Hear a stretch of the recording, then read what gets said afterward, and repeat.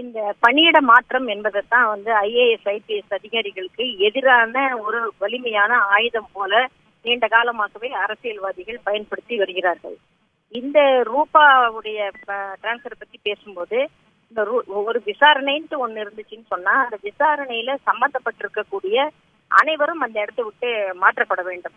இப்ப என்னன்னாக்கா 32 கைதிகள் இந்த தகவலை ரூபாவிடம் கொண்டு போய் சேர்த்தவர்கள் கடுமையாக தண்டிக்கப்பட்டிருக்கிறார்கள் அப்படின்னுட்டு நமக்கு ஒரு செய்தி வருது. இப்ப அதனுடைய உண்மை நிலை என்னன்றத நம்ம விசாரிக்க வேண்டியதாக இருக்குது. அப்பதான் இந்த விஷயத்துல ஒரு நியாயம் கிடைக்கும். அப்புறம் இந்த சிறைத்துறைக்கு டிஜிபியாக இருக்கக்கூடியவர் அவர் மேலேயே குற்றச்சாட்டு இருக்கு. அதனால அவரும் மாற்றம் செய்யப்பட வேண்டும். அப்புறம் அந்த சிறைக்கு அந்த கிருஷ்ணான்னு சொல்லிட்டு ஒருத்தர் பொறுப்பானவராக இருந்திருக்கிறாரு. சோ அவரும் மாற்றம் செய்யப்பட வேண்டும். அனைவரும் மாற்றம் செய்யப்பட்டு ஒரு முறையான நீதி விசாரணை நடந்தால் அது ஒரு சிபிஐ மாதிரியான சென்ட்ரல் ஏஜென்சியை வச்சு அந்த விசாரணையை நம்ம நடத்தினாக்க அதன் மூலம் உண்மைகள் வெளியில வரலாம்.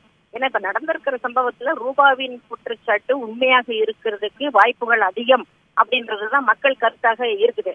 இப்ப அதை மௌனப்படுத்துறதுக்காக வேண்டி ரூபாவை மட்டும் மாற்றிட்டு குற்றம் சாட்டப்பட்டவர்கள் மட்டும் அங்க தொடர்ந்து இயங்கி கொண்டிருந்தால் அவங்க உறுதியாக எல்லா விதமான தடயங்களையும் சாட்சியங்களையும் அழித்து விடுவார்கள் அப்படின்றது சின்ன குழந்தைக்கு கூட தெரியும். இப்ப அதுக்கு வாய்ப்பு தருவது மாதிரியாக இந்த மாதிரியான மாற்றங்கள் மாறுதல்கள் செய்வது என்பது கண்டிக்கத்தக்கதாக இருக்கிறது. இந்த சமயத்துல யூபிஎஸ்சி இதுல தலையிட வேண்டும். நீண்ட காலமாகவே ஐஏஎஸ் ஐபிஎஸ் அதிகாரிகளை மாற்றுவதற்கு அவரவர் பணி சார்ந்த உயர் அதிகாரிகளை கொண்ட ஒரு குழுதான் இதை முடிவு செய்பவர்களாக இருக்க வேண்டும் அப்படின்ற கோரிக்கை இருக்குது. பல போலீஸ் கமிஷன்கள் அதை சிபாரிசும் செய்திருக்கிறது. ஆனா எல்லா விதமான போலீஸ் கமிஷன்களையும் கிடப்பில போட்டுறாங்க. இந்த மாதிரி மாற்றங்களை தரதில்ல. ரூபா மாதிரியான நியாயமான அதிகாரிகள் தண்டிக்கப்படுறாங்க.